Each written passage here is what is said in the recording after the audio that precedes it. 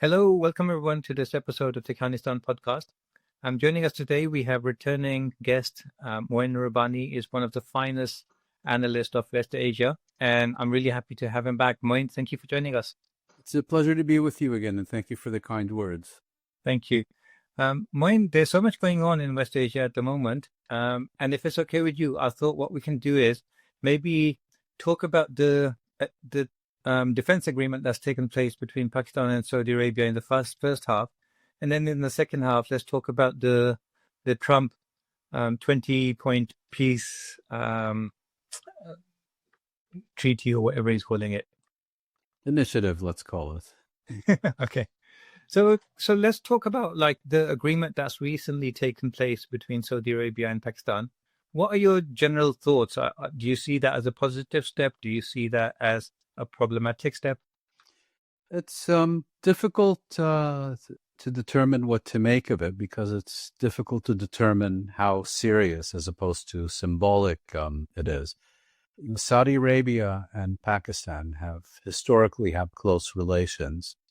The Pakistani military has been deployed in various areas of the Middle East to help shore up various regimes there in Jordan, in Oman, and elsewhere. And I think and Saudi Arabia is known to have been a main funder of Pakistan's nuclear weapons program. And the conventional wisdom was that it did so on the understanding that in a crunch, Pakistan would make its nuclear arsenal available to Saudi Arabia.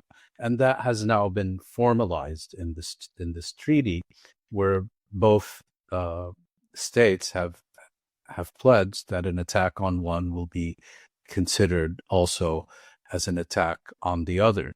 Now, in terms of the timing, I don't think this is primarily about Iran, because Saudi-Iranian relations have been improving quite a bit in recent years. There has been normalization.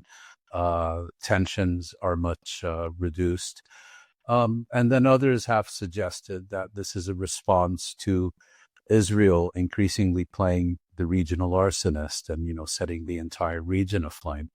I don't think it's quite that either. Saudi Arabia, although its primary strategic relationship continues to be with the United States, and it sees Washington as the ultimate guarantor of its stability, it nevertheless has been involved in a process that I've called strategic diversification, no longer relying solely on Washington, but also expanding military, economic, security links with China, with Russia.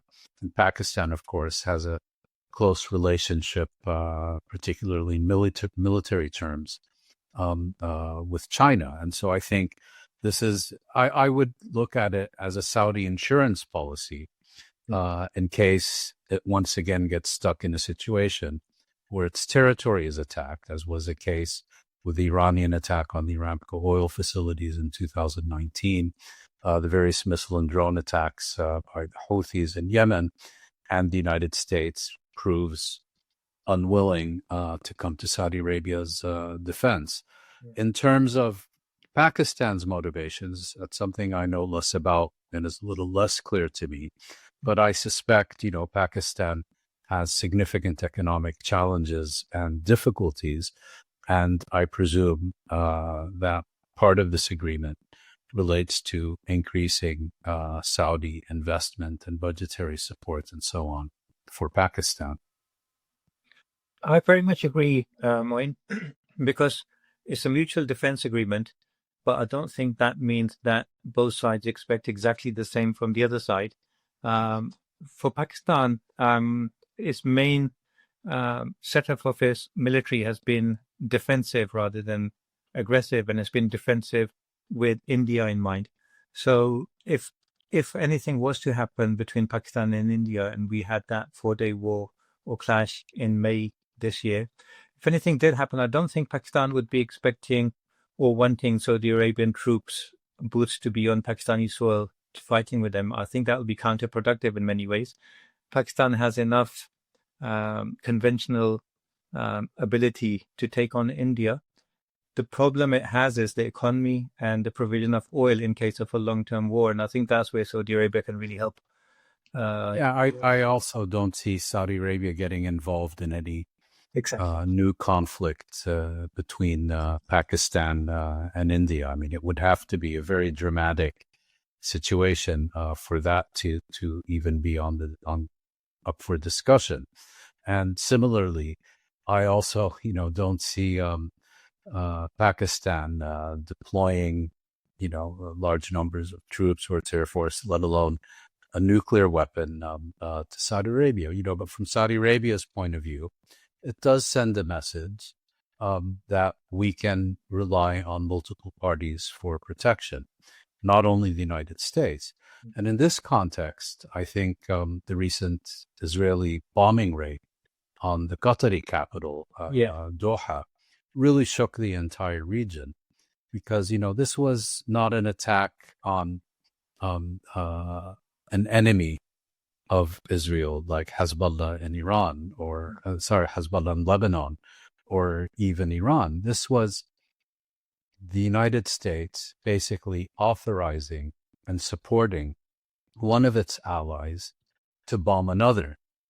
And to do so at a time when the United States was relying on Qatar as a mediator with respect to Gaza. And so it has basically thoroughly shred U.S. credibility among its Arab allies because they now understand, that if Israel decides to attack them, it will do so with the full and unconditional support of the U.S., and the U.S. alliance of these Arab governments will count for absolutely nothing in terms of defending them. And it's in that context, I think, that Saudi Arabia wanted to send a clear message. Yes, Washington remains our primary ally, but, if push comes to shove, we also have plan B, an alternative, a backup option. Yeah. I'm talking of USA. Both USA and Israel have been very silent about this whole thing. And I wonder what your thoughts are.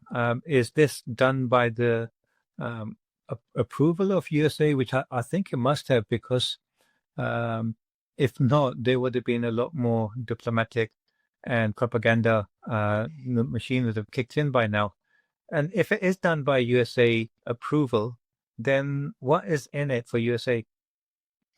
Well, under normal circumstances, I would agree with the premise of your question, but we're talking about, the Trump regime, where it's entirely possible that, things got lost in the chain of command, that someone fell asleep at the wheel, that, they were for or against it. But I think what is relevant here is, of course, the significant improvement in U.S.-Pakistani relations recently. For many years, the U.S. has been seen as an increasingly close strategic ally of India. And then in the wake of this recent conflagration between India and Pakistan, and Indian Prime Minister Modi refusing to give arguably the most vain person on the planet, Trump, personal credit for brokering a ceasefire for his own domestic reasons, and then the Pakistanis coming out with this absurd initiative to nominate Trump for the Nobel Peace Prize, understanding, that when you're dealing with Caligula, you get things by appealing to his narcissism and to his vanity.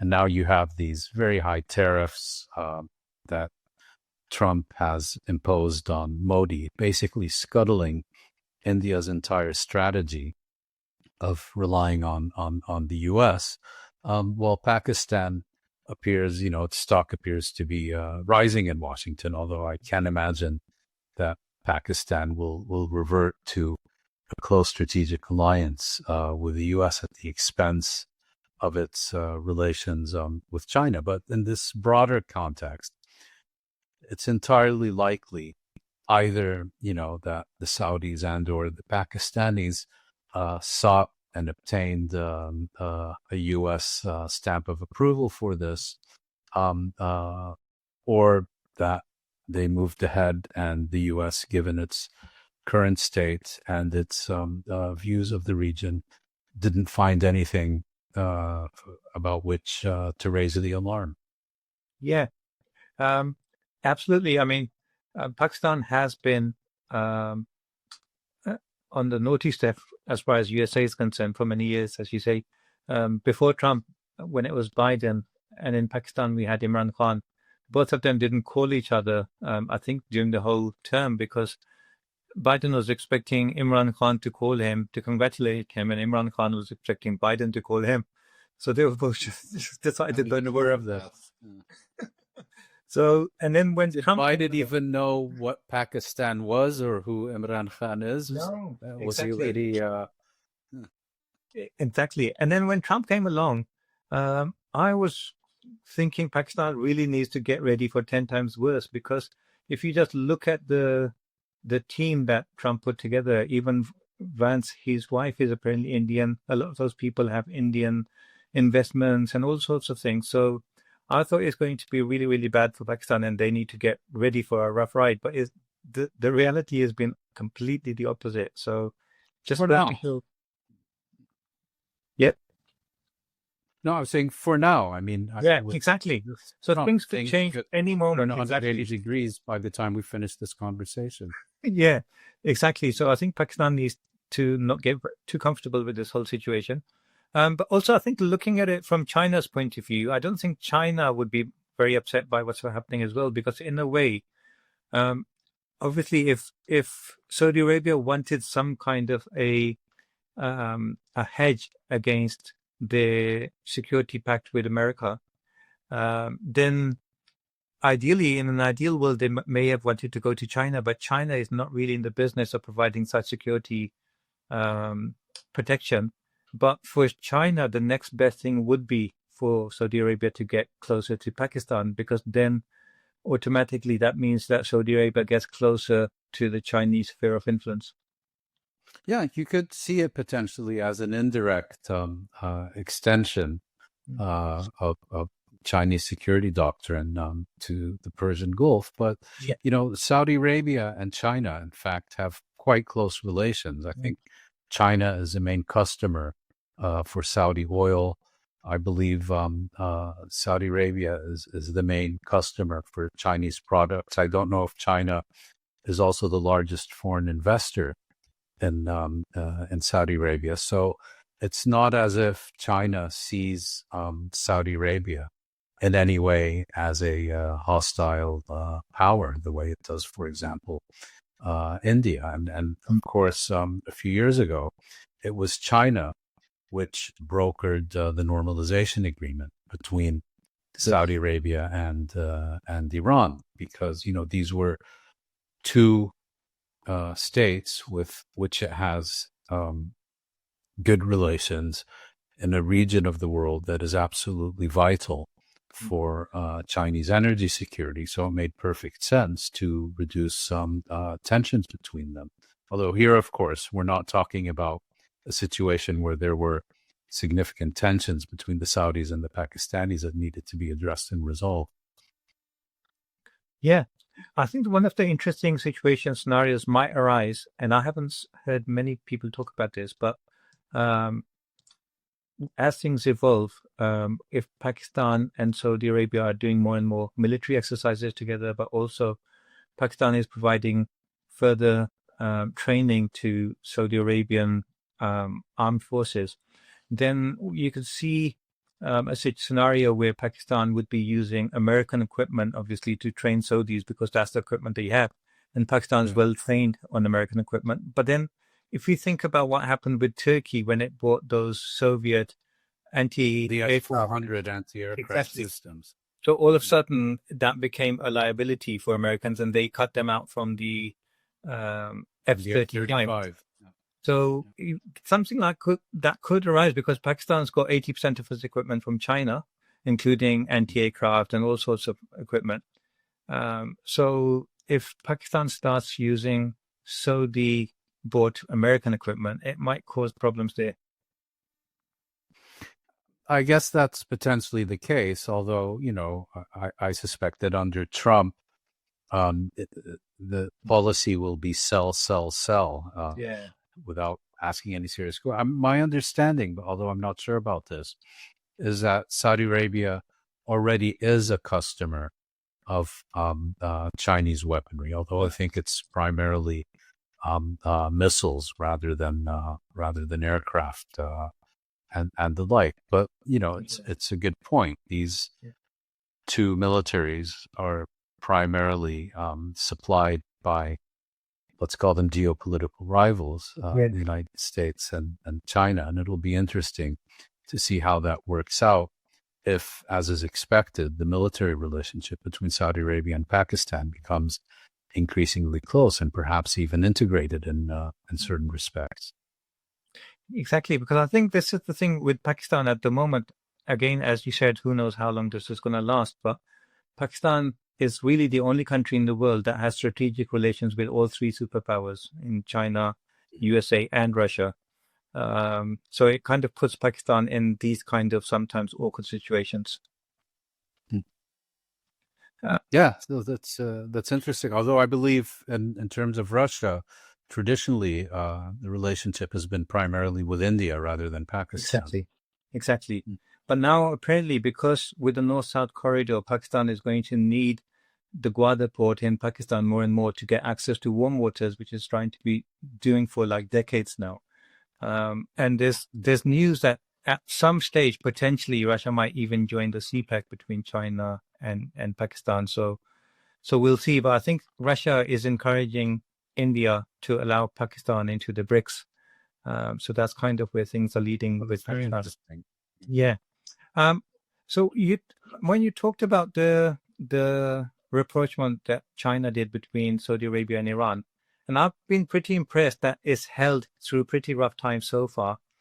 But how do you see this defense agreement? How do you think Iran would take it? I mean, Iranian president in United Nations has supported it and welcomed it.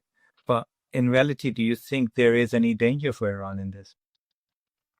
Well, I can't imagine that Iran is ecstatic about this agreement. Of course, it's had issues in the border zone with Pakistan and Baluchi rebels in parts of Iran, and of course, it has for years had a rivalry, and often a fierce one, with Saudi Arabia. But I think Iran's strategic position has changed markedly in the past few years, actually since the end of the first Trump administration, which is that on the one hand, Iran has successfully normalized relations with virtually all of the Gulf states. I mean, Bahrain is a bit of an exception. And at the same time, the Gulf states, which tended to look at Iran as the main threat to their stability and security, now are increasingly concerned about Israel and the role that it is playing in the region. And also, Iran certainly wasn't defeated, but it was weakened during the recent U.S.-Israeli assault on Iran this past June. So it's for that reason too, it is less of a threat.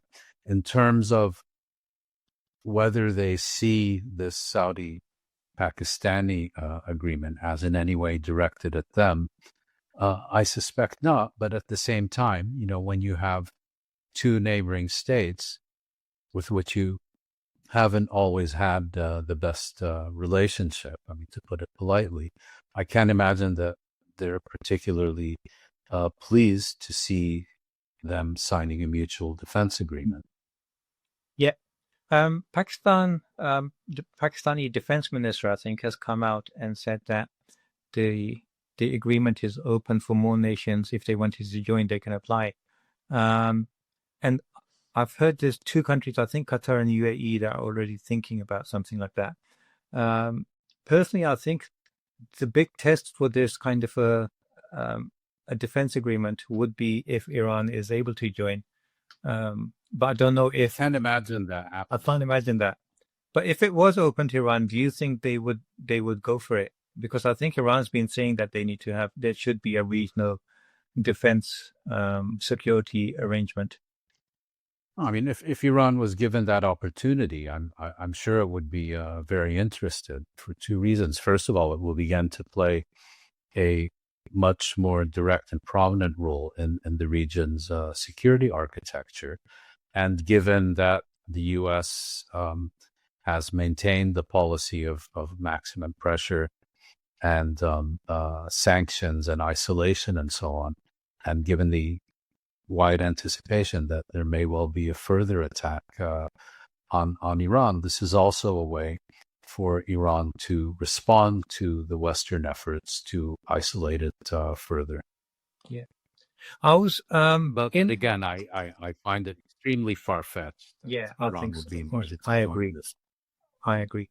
I was in the show with some other guests earlier today, and I forget his name. First name was Hassan, but I can't remember his surname. But the guest, he made a really good point that if American kind of backing is behind this grouping, then he could see that instead of expanding this group to include many of the West Asian countries, America might decide to also set up another group, maybe led by Turkey and even Egypt, just so that when they want, they can do divide and conquer and then kind of pitch them against each other at times. That's entirely possible. Although, again, with the Trump administration, one wonders whether they have either capacity, the ability, or the vision to engage in these kinds of in these kinds of initiatives. I mean, the U.S. has traditionally sought to forge alliances between Arab client regimes, non-Arab regional powers, and Israel. You had, the Baghdad Pact in the 1950s.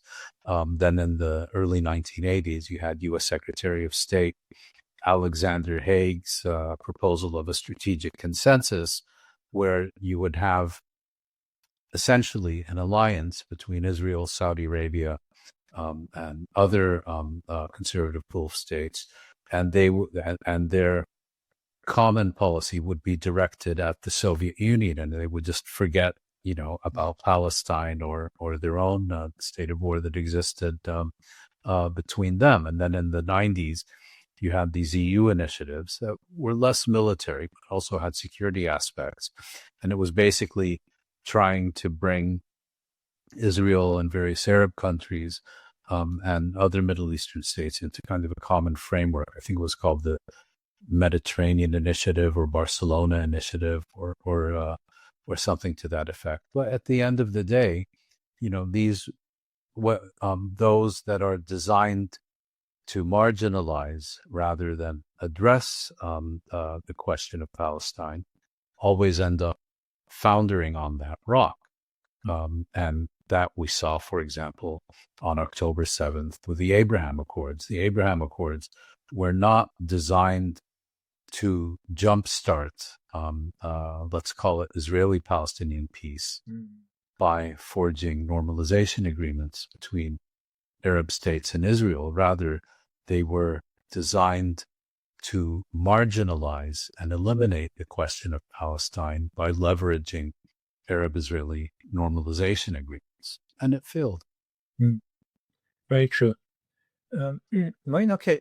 If we can now talk about the 20-point peace proposal that Trump has brought forward, and apparently Netanyahu has tacitly agreed to it. Do you see the proposal having wings? Not really. Give me a moment to explore the background to what has just happened. Arab states have been increasingly concerned about this issue, not so much because Israel is slaughtering Palestinians in the Gaza Strip and getting increasingly aggressively violent in the West Bank, but because they're worried about the repercussions it can have for them. Egypt and Jordan are very concerned about what appears to be, Israel is openly proclaiming, is a push to expel the Palestinians onto their territory. Israel appears to have decided on a state of permanent war in which Arab sovereignty means nothing anymore. We just talked about the Israeli bombing of Qatar. You have a ceasefire in Lebanon, which is meant to be respected only by the Lebanese while being violated by Israel at will with full and unconditional U.S. and European support.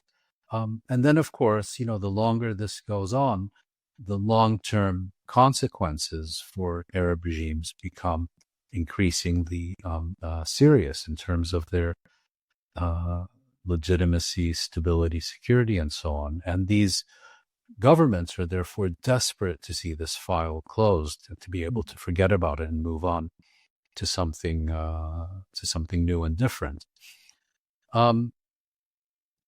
So last week, on the margins of the United Nations General Assembly, Trump met with a delegation of Arab and Muslim leaders, and at that meeting, they agreed principles that were then developed into a 21-point plan. This plan was not presented to Hamas because there was an agreement, I believe, between Trump and the leaders that Washington would take responsibility for ensuring Israeli acceptance of the agreement, and the Arab and Muslim leaders collectively would take responsibility for ensuring Hamas acceptance of the agreement.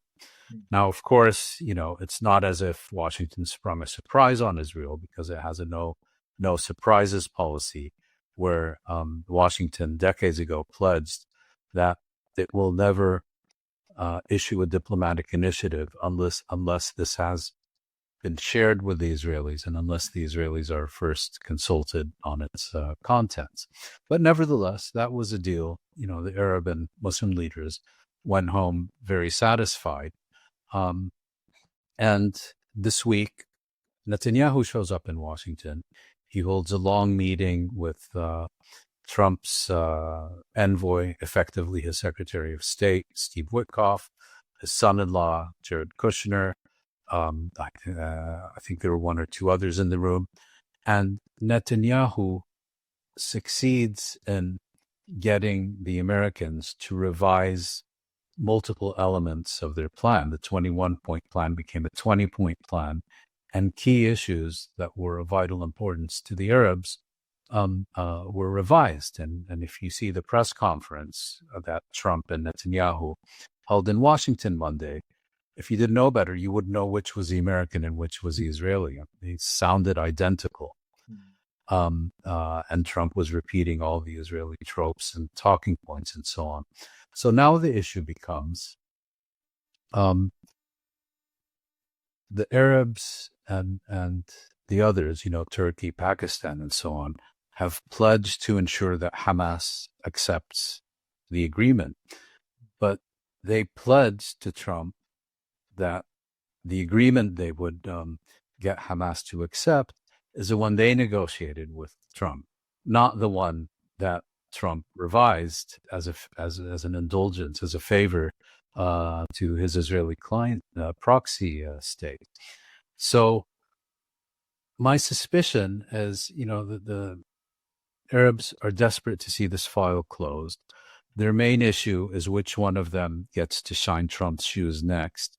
There's been press reports that they're extremely upset about the revisions to this agreement, but I don't expect they're going to make a big issue out of it. I think they're going to go to Hamas and say, sorry, this is the best you can do, and you have no choice but to accept it. And from Hamas's perspective, it will come under the unified pressure of all these governments. And it is also under significant public pressure from Palestinians in the Gaza Strip, who even many of those who understand that this is at most going to result in a pause in the genocide rather than an end to that, think, that will be better than nothing, given the horrific conditions.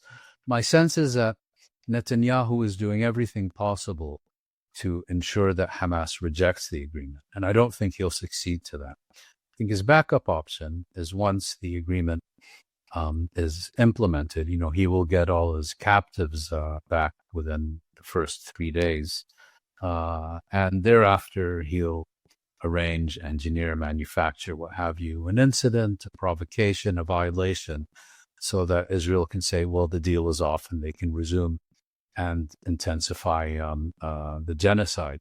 But, even if the agreement is implemented, it may be a problem for Netanyahu domestically in terms of his governing coalition, but it's not going to be an issue for Israel, because it basically meets all of its core interests and priorities in the Gaza Strip. Yeah, so I think you're right. It's great. It's put Hamas in a very awkward kind of a position where, despite all of the, as I see it, I think, despite all of the tragic loss of life that's going on in Gaza, militarily, Hamas has strengthened, if nothing else. And they could have continued the fight if we just look at the military aspect of things. But this agreement, which says that, so the agreement is with Hamas, and it's asking Hamas to disband, liquidate, and then just walk off. Sorry, if I can interrupt you, it's not an agreement with Hamas. It's an agreement that Hamas would accept, but it is not a direct party to the agreement. Oh, I see. So who would be the other party? Is it the Palestinian Authority? Well, the Palestinian Authority. I mean, Israel has made clear it sees no role for any Palestinian in anything to do with Palestine. It's basically it's a U.S. initiative that the various parties, Israel, the Arab states, the Muslim leaders, and Hamas, are called upon to accept. This is very different than what we had in January, where you had Israel and Hamas indirectly negotiating with each other in talks mediated by the Egyptians and the Qataris, and then, reaching an agreement that reflects, their mutual agreement. This has been put out by the U.S., well, effectively by Israel and the U.S., and the message is take it or leave it. And if you don't take it, Israel will intensify the Gaza genocide with the full and unconditional support of the United States. Yeah. And because of that, so Hamas will have to kind of go along with it, at least momentarily. And I think you're right. It's even if things were to go right, it's such a long process that I can't really see it going much far beyond the point where Hamas releases all of the hostages. If that was to happen, if Hamas was to release all the hostages and then Israel starts attacking again, would that put Hamas in a weaker position than it is now, or does it not matter anymore about the hostages? Well, not necessarily. As we're seeing now, Israel is effectively observing no restraint whatsoever in its bombing and shelling of the Gaza Strip, out of any consideration that it might be killing some of its own. You could make the argument that maintaining these captives, who are, by the way, the remaining captives are all soldiers who were captured on active duty on October 7th, 2023. So they're by no means civilian hostages. And you could argue that maintaining them gives them leverage, but you could also argue that by agreeing to this plan and releasing them, Hamas at least does manage to avoid being the spoiler and taking responsibility as the party which caused this plan to fail. Of course, when it does and Israel resumes, the United States will instinctively blame the Palestinians anyway. But, it could be important regionally and internationally. Now, the agreement basically allows Israel to achieve multiple objectives that it has failed to achieve militarily for over 2 years, such as the disarmament of Hamas and so on. That's clearly not going to happen. I don't expect that Hamas is going to deliver to a platoon of Indonesian soldiers or a company of Emirati police officers what the full might of the Israeli army hasn't been able to achieve. Just as Israel always distinguishes between the text of an agreement and how it's implemented, Hamas will play the same game. Of course, Hamas will have much latitude to do so, but I think it will do so on the assumption that it's only a matter of time before Israel resumes its offensive. Initially, I think there were some talks about how Israel was not willing to accept that any peacekeeping force would be made up of Arab or Muslim countries. But is it right that now it is going to be Muslim countries? Well, here's where it gets complicated, because for these Arab and Muslim states, they had a clear agreement with Trump that they would only get involved in the Gaza Strip under two conditions. Yeah. That they had an absolute guarantee that the genocide would end, and that there would be a full, even if phased, Israeli withdrawal from the Gaza Strip, because without that guarantee, it makes no sense for them to pour their funds into the Gaza Strip unless it's in the form of humanitarian assistance, but not reconstruction. And the second is that they would only dispatch what's called a stabilization force if the governing authority in the Gaza Strip was Palestinian, and if it was part of a credible and irreversible process leading to an end of occupation and the establishment of an independent Palestinian state. That is nowhere to be found in the agreement as unveiled by Trump yesterday. It doesn't even mention the West Bank once. It basically establishes a mandate over the Gaza Strip to be ruled by colonial viceroy Tony Blair, who did such a wonderful job in Iraq.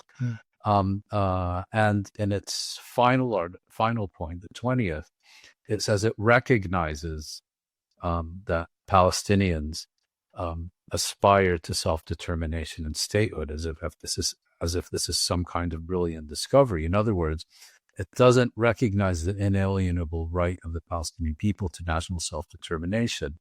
It observes that Palestinians want to have a right to self-determination and statehood. In other words, never going to happen as far as this agreement is concerned. So if this agreement from start is a complete farce, but then if these Muslim countries, the 8 Muslim countries that were represented in that meeting with Trump, if they tacitly, if they go along with it, ultimately they'll be putting their own troops in the line of fire. And what will be the rules of engagement? So if they get shot upon by either Hamas or by Israel, what are they supposed to do at that point? Are they supposed to fight back? Are they supposed to? It reminds me of the position that Europe was finding itself when it wanted to go and build a peacekeeping force in Ukraine, even though there was no peace. So how do you have peacekeeping force when there isn't any peace? Those are very pertinent questions. The issue is that the agreement is exceptionally vague. It doesn't have detailed protocols. It doesn't answer any of those questions.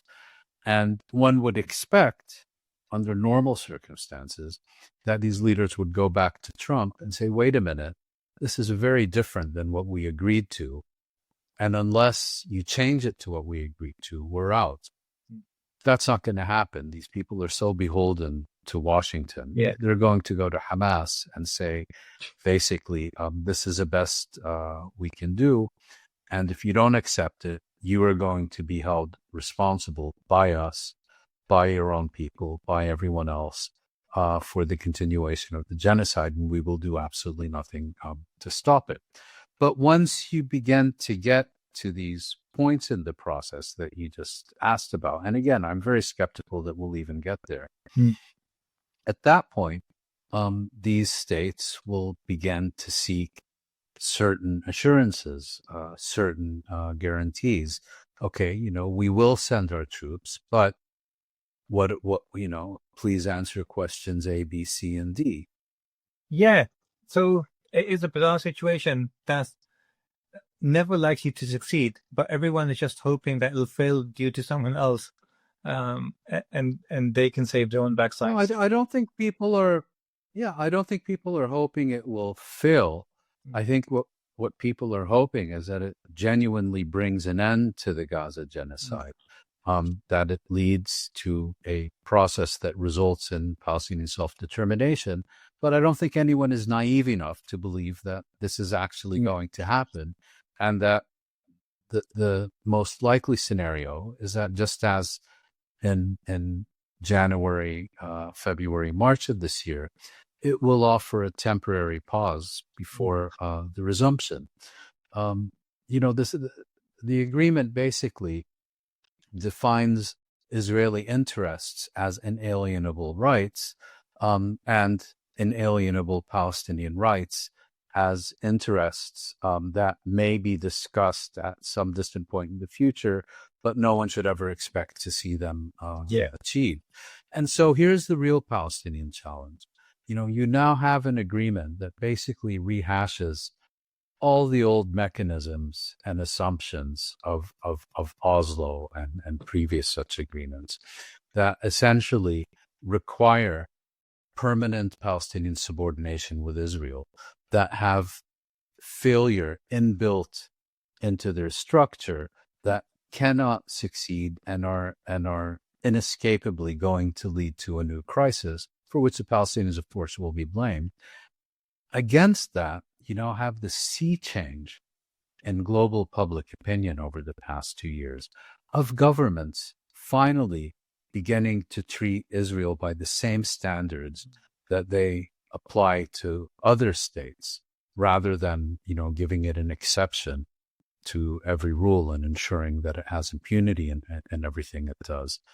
You have international courts indicting Israeli war criminals, putting Israel on trial for genocide.